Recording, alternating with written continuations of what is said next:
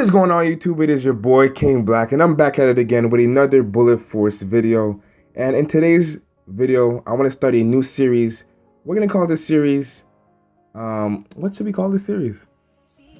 You know what? The title will be on the video. But yeah, it's basically a series where I'm gonna take guns that a lot of people think are weak, and I'm gonna show you guys their strengths and how good they actually are. So you guys know, to start the series, how to bring what you guys consider the weakest gun in the game, the M4A1.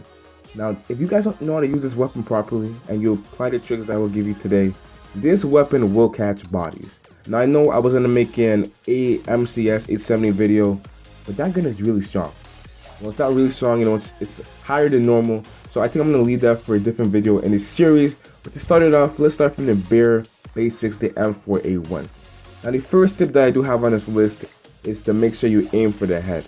Now, I know that's for any other weapon, but when I see people in their gameplays and when they're shooting people, they never aim for the head. They're always aiming for the body or for the lower part of the torso, which will not get you no kills, especially with the M4A1. A lot of noobs, when they come into the game, they don't have their aim on properly. So make sure you do turn on your aiming sensitivity so that when you aim down your sight, it's going to be a stiffer aim so it doesn't move around too much. Me personally, I like to have my sensitivity up higher so I can move around my aim. But when you're starting off the game, I do recommend turning down that aiming sensitivity. But yeah, aim for the head, guys. It gives you a lot of kills. Now, my second tip is to jump while shooting someone, because jumping is going to disorganize the other player and he's not expecting it. Okay, so don't jump to run away. That's the worst thing. That's like the worst thing to do in Bullet Force, because people tend to shoot you in your back while you're running away. So make sure when you're jumping, you're shooting the player at the same time, and I guarantee you, you will get the kill. But yeah, third tip, crouching. Crouching is unexpected. It disorientates your player as well, and it's gonna get you the kill. But sometimes, just sometimes, the player is so good that he brings his gun down at the same time and he gets the kill. Or if it's aiming at your torso when you bend down, it's gonna end up being a headshot for him.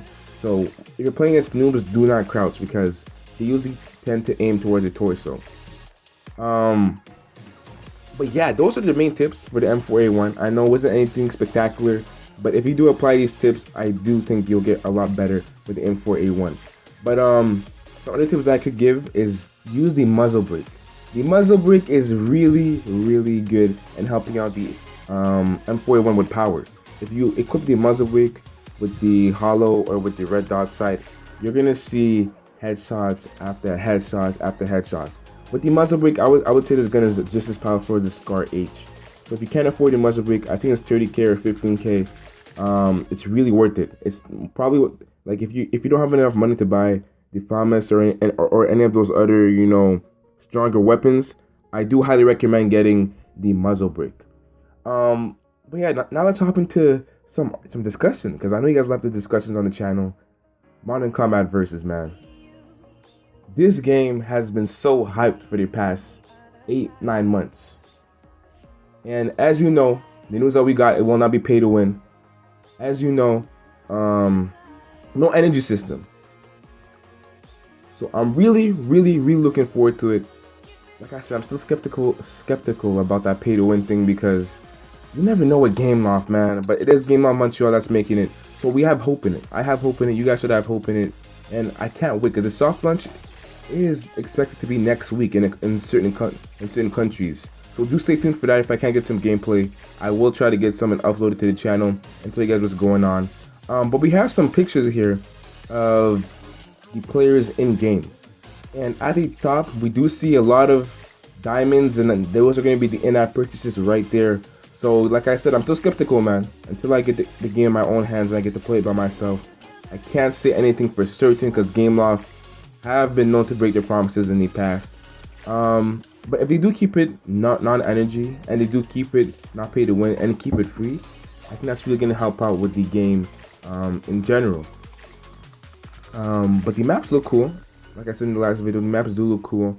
Hopefully they're not too hopefully the spawns aren't broken and the maps aren't too spacious, because you want to keep the maps small enough to the point where we get enough kills. At the same time, you don't want to keep them too small where, you know, you get shot in the back all the time. Bullet Force.